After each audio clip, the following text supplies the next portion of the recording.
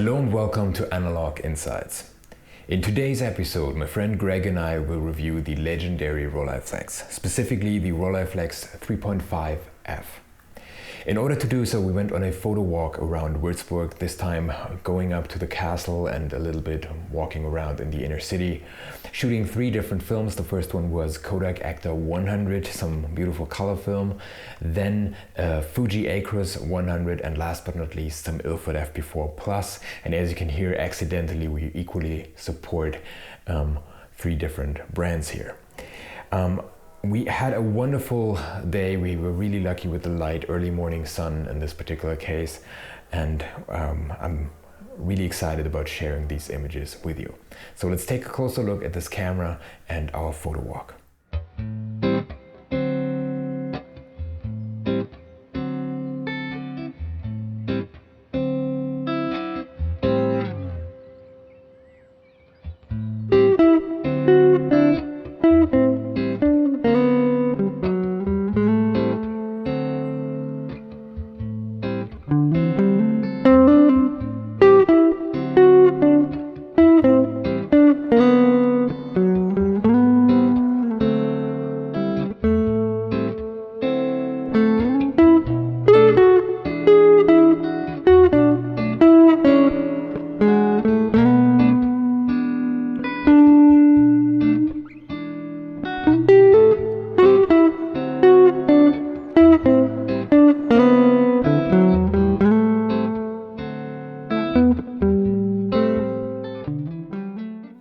First and foremost, the Rolleiflex belongs to the class of so-called twin lens reflex medium format cameras, which always means that you have 2 different lenses built into these cameras.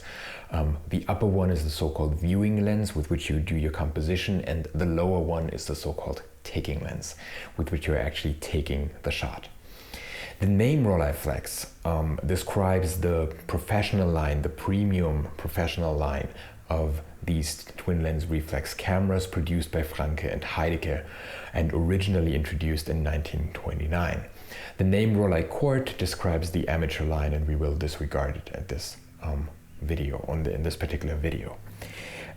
Interestingly, the first Rolleiflex was introduced in 1929 and was built up until 2014 by a German company called DHW Phototechnik, which consisted of former employees of Franke and Heidecke who had come together to continue to produce these cameras.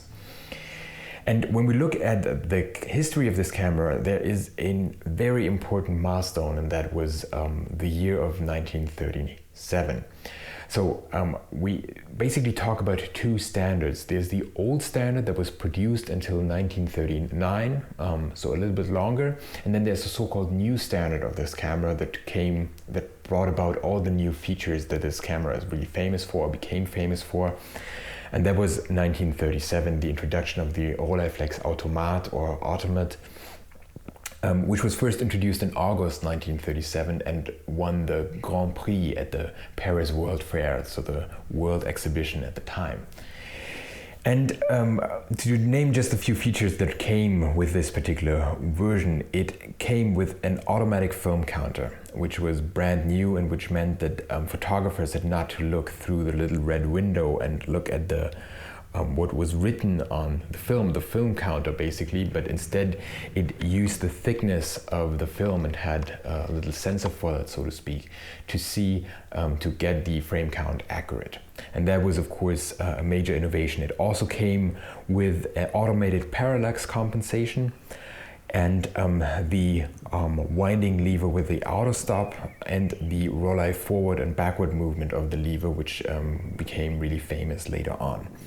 It also came with the double exposure prevention, and all these features, as you can see, made up this new standard.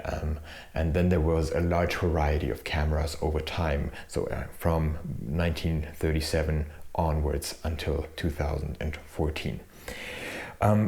The most important varieties or models that there are out there are the 55mm Rollei wide, so a wide angle version, the 60mm baby Rollei, the 75mm f3.5 version, which we are testing, and of course that also came in several models. Ours is the last one. The very expensive and highly professional 80mm f2.8 version, and then the 135 millimeter f4 tele Rolleiflex. And some professional photographers of yesteryear, so to speak, had three versions. So some had the wide version, the 80mm, and then the 135, and were kind of juggling around and trying to use the one that fit their needs best. So that was possible, and many used it like that. Our version, the 75mm version, came with lenses that were both manufactured. Some were manufactured with Carl Zeiss and others by Schneider Kreuznach. And as always in cases like that, there are strong opinions about which one is better on both sides, and it does not really make sense to get too much into that right here.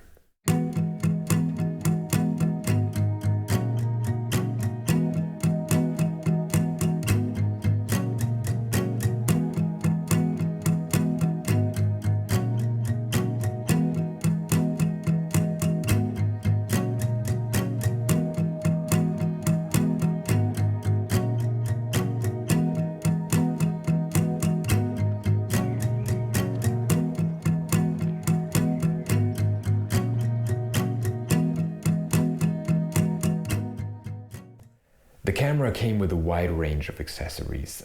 Most importantly, the close-up lenses, which we also used during our photo walk, and we're showing you one of the images that we took with it here. Then there is a tripod adapter, a panoramic adapter, a 35mm adapter, a graduated filter holder, a special polarizer, color filters for adaptation to the color temperature, and even a prism finder. And except for the prism finder, Greg owns all of these accessories, and you can see them here lying on his living room table. Unfortunately, the camera is also sought after as a collectible, and that really drives up prices because, of course, collectors want to have the beautiful versions that were never used or hardly used. And if you're just a user of a camera, that can be quite tough, and especially if you look at the 80mm f2.8 version, it's really hard to come by and usually gets very pricey. I can personally recommend taking also a look at the 75mm f3.5 version here. If you want to get this great lens quality but not basically pay a fortune for it and compete so much with these collectors out there.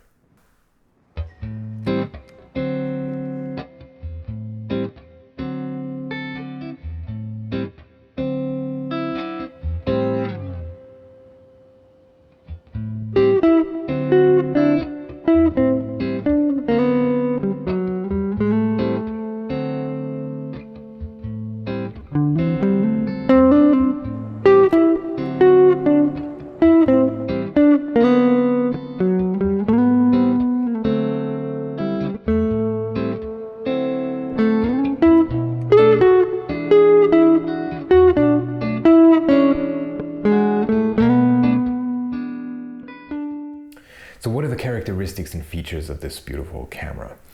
When you first pick it up, you will notice the exceptional build quality, and once you start using it, the reliable mechanics, the German engineering that's going on inside this camera once you turn a knob or use one of the levers.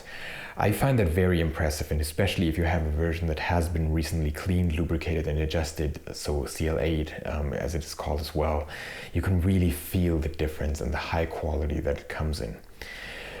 So it's just, the joy of use is amazing for this camera in my opinion.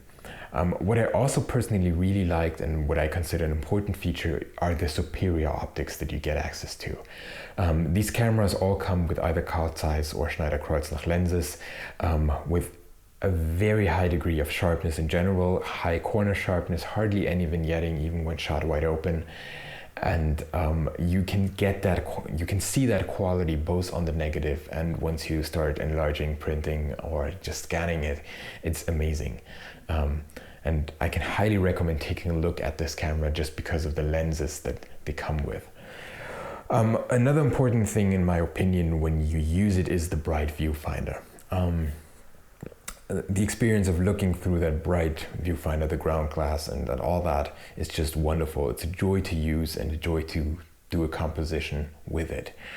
And even with a lot of sunlight as we had it, it was not a problem at all. And even in darker situations, like when we walked up that hill on the castle and went through a couple of tunnels, so to speak, it was no problem at all shooting here as well.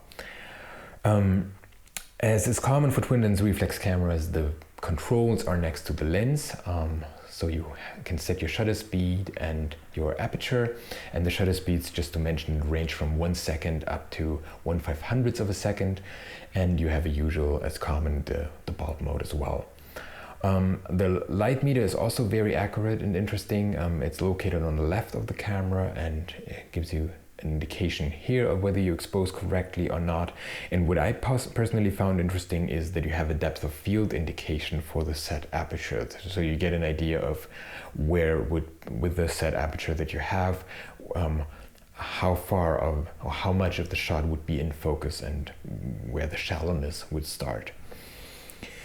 What I personally found most striking is the extremely quiet shutter sound. It basically makes a Leica M a blush because of its comparatively noisy shutter sound.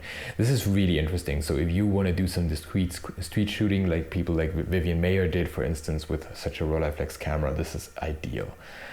Really a beautiful shutter sound. So as you can hear, I really enjoyed the great handling, the exceptional lens quality, the bright viewfinder, and overall this feeling of quality that you have in your hands when you shoot it.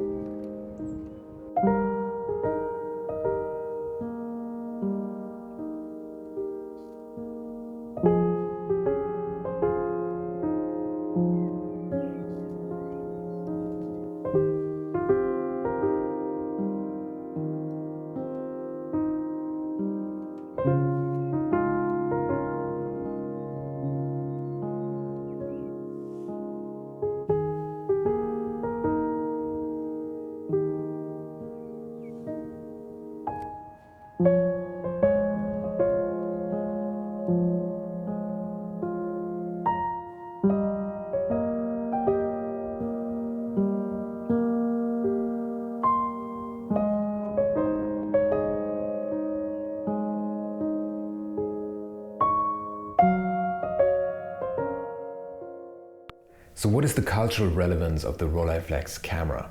To put it mildly, it is huge. Once you dig into it, you realize, okay, you should actually produce a 90-minute feature film in order to do the camera some justice. Since I can't do that, I kind of lack the skills to do so. I just wanted to focus on the most important aspects. So first and foremost, of course, it has been featured in a couple of movies and photographs and so forth. So for instance, you have James Dean posing with the camera, or a number of politicians and kings and queens doing so as well. Then, of course, you have a large number of professional photographers whose work depended on this particular camera. So they created a lot of iconic images with the Rolleiflex camera. And just to name a few, you have Vivian Mayer, who used it for street photography. You have Irving Penn, Richard Avedon, and David Bailey, Duffy, and many others using it for portraits. You have Fritz Hähnle, you have Lee Miller, Diane Arbus, Robert Capa, Bert Stern, Leonard Nielsen, Werner Bischoff, for instance, also Bruce Davidson, Norman Wisdom, Leo Matisse, and so many others using this fundamentally important camera. And many of their works would not exist were it not for the existence of the Rolleiflex. So this is an important camera, and you should definitely take a closer look at it. If you're interested in it, there are a number of books out there that help you read more about the Rolleiflex and tell you much more than I can do in this little review video. And we just drew a couple of them out of Greg's library to give you an idea of what's out there. What we found striking is, for instance, the Rollei report, which was produced and written by Klaus Prochnow, who was a former Rollei engineer who developed many of the modern Rollei cameras. And in his Rollei report, he gives a deep inside view into the Rollei history and how these cameras came into being. Then Fritz Hähnle's Mit den Augen eines Rolleigrafen is another important early advisor of how to get exciting results with these Rolleiflex cameras, and kind of showcased what you can do with this type of camera. If you are interested in any of these books or any others that you can see lying around here, please let us know in the comment section below. We're currently considering a new format revolving around Greg's library and focusing on photo book reviews. So if you are interested in that, please let us know and we will consider that in the future, producing these kind of book reviews. We just didn't want to mix it with the camera reviews themselves and keep that as separate as possible. But here it really has to be mentioned because there's so many books out there about the Rolleiflex cameras.